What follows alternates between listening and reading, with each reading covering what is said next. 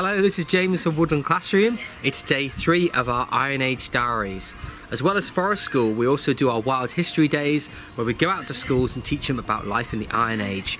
Now, here we've been doing our woodworking areas. The kids have been having a go of all different activities.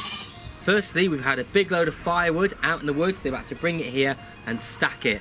That's job number 1. Then we come over and we use some sharp tools. Here we've got a sharp axe. The kids have been using this along with a mallet together to split firewood, to split it down so we can have different sizes of firewood to control our cooking fire for making food like lava bread and porridge, all these kind of things they would have had back in the day. This is called a shave horse, and the kids have been using this today.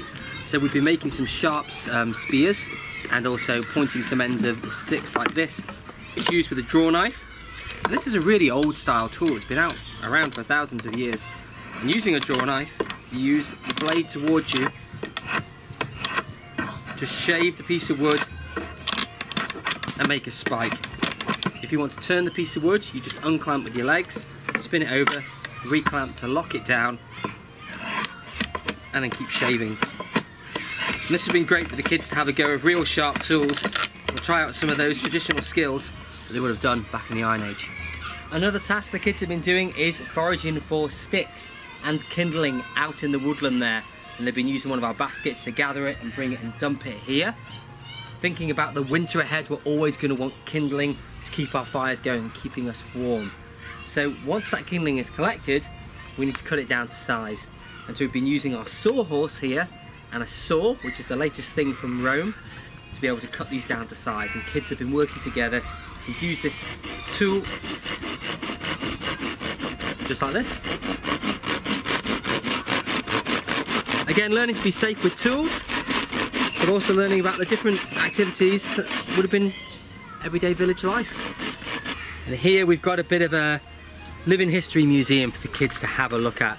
There's different sharp tools down here. We've got some spoons, some fire by friction kit, which we used to start our fire today.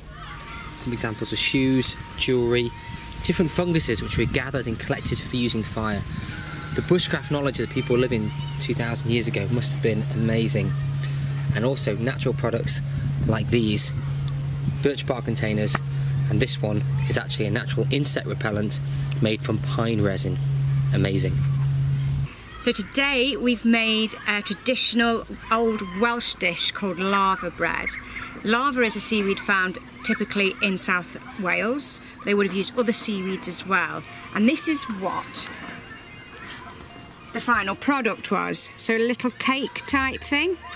You make it by bacon fat would be used, heated up on the fire. The seaweed is here. We've ground up some oatmeal in the cornstone. You put that in with the seaweed, mix it up to a thick paste, and then make little patty things on the fire. Most of the kids tried it and liked it. Do you want me to try it? If you like. Okay. I hope this is good. Okay.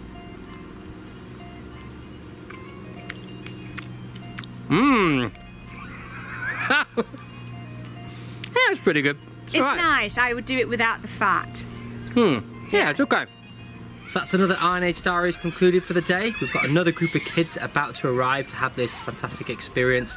We'll see you tomorrow when we'll be looking at arms and armour and looking at how warfare was done back in the Iron Age. Thanks for watching.